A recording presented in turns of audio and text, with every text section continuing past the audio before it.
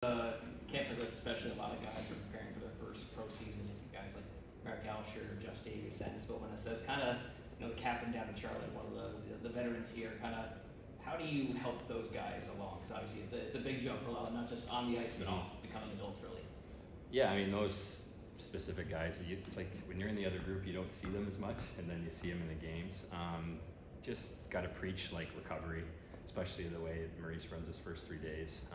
As an older guy that's been around a little bit, you reset your day after that day and come back the next day, and somebody's always watching. So that's something that I've been taking over the years in my experience, but it's nice to see these young guys fly around for sure. Do you remember when that kind of switch happened for you, for the guy taking advice to the guy giving advice? No, but it's probably a sad day. Yeah, that means you're getting a bit older in the sport, but probably somewhere in the Columbus space with the John Tortorella training camps for sure. What's it been like, just in terms of, kind of like Jim was just said, you've been a guy that's been asking for advice, but now this is like your third champ here. Mm-hmm. So, sorry, I'm trying to phrase it properly. Like, in terms of helping the other kids, but knowing what Maurice brings and knowing exactly what's going to be asked of you, mm-hmm. how has your game grown, not just as a player, but also as a leader? Yeah, I think the way I lead in Charlotte especially is proving it on the ice. Pretty vocal, but here you let the big guys talk, and me it's more so just showing what I can do on the ice, whether it's in a battle drill or playing out a puck. Just those good pro habits that everybody talks about, you pick up along the way naturally. Some of them you're taught, some of them you're told, and if I can just practice it and preach that, that's something that I'm willing to do.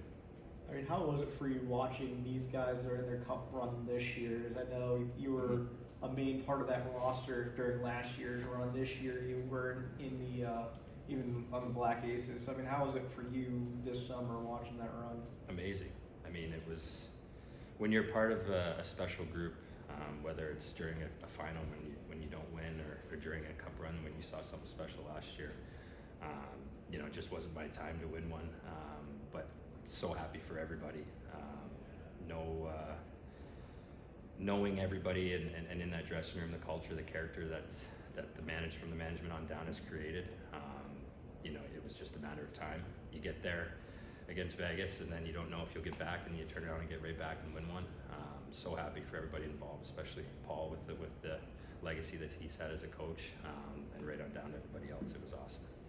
What does that do for your hunger as a hockey player to know that like the team that you're a part of, they were right there, that you're like that close, mm-hmm. like just Yeah, I mean, you can look at it a couple ways. I'm just taking it from the positive perspective of just try to be a part of this team that wants to get back and win it. Obviously, you see the hunger out there. It's kind of like they're out wanting to win it again just by the mood that's in the room.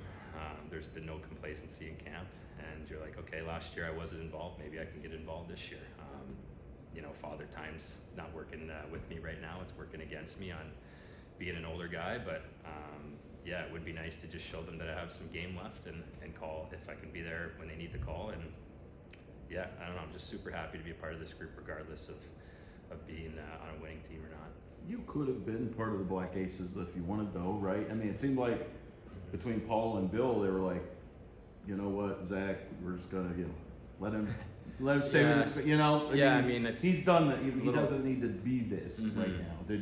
Is that how it was described? Or? Yeah, I mean, there wasn't a ton of talk, but just got 3 kids, and it's hard to do the hotel life. And I thought if I could go home and train, especially getting a little bit older, a nice summer of training for me would be more beneficial. If they wanted me to be involved, absolutely, I would have been down here.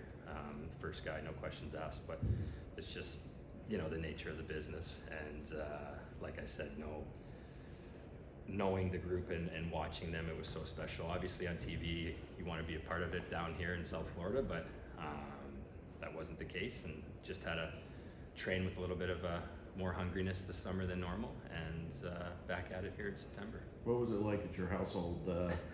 How were you in Canada? Or you were in Canada. I was in Canada. Okay. Yeah, because we saw the pictures of the kids with all the Panther gear, #1 fans, whatever, on social media. And I mean, were they all into it? The whole family into it? Yeah, super into it.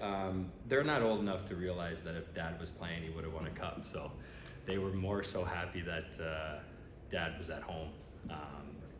And you know, like when you look at it, the bigger picture, and if I was to be down here black acing without him, it just wouldn't have been the same, you know. And they just want Dad at home. They don't care about the hockey player, which is really nice at times. But when you're trying to play it for Stanley Cup, it's a little bit challenging. But the year before, they got like all their merchandise and stuff, and then they had all the jerseys all signed up for the last year's Cup run, so it was fun. That was on big picture. You had that tweet before the final where hey, you talked about the Panthers earlier. You also just mentioned that, you know, what a great place hockey's in the NHL. Someone that's, you know, been around for a while, like you said. How much fun are you having being a part of hockey right now? Why is just the sport in such a good spot right now? Yeah, I mean, I meant every word I said, and I felt like I needed to be vocal on it. I don't know, just being like a Canadian kid that's been around the game his whole life. You have like this hunger and this feeling towards being in the playoffs, and I think especially that tweet, being involved the year before and kind of knowing what it takes to get into it. Obviously we had to learn how to lose before they could learn how to win, and I don't know, it's just a lot of emotions kind of pouring out for me, and I wasn't even involved, so I couldn't imagine what it was like down here. But yeah, just the game. I mean, I really don't have a description for it. It's just a chilling feeling. I couldn't be happier to keep playing it. I'll be 35 next month, so the fact that still coming to an NHL camp and especially watching those guys on TV. You know, my little brother grew up with Montour. I've known Monty since he was like 12, and then getting to watch him play for a cup and getting to see the evolution of Alexander Barkov, and then Chuck coming in. And the list goes on. I played with Reinhardt as a rookie in Buffalo. Like, there was just a bunch of emotions that poured into it. And then obviously getting to see Bob win it too. And I guess I could go on all day with the names, but that's kind of what went into that whole tweet. Yeah. Thank you.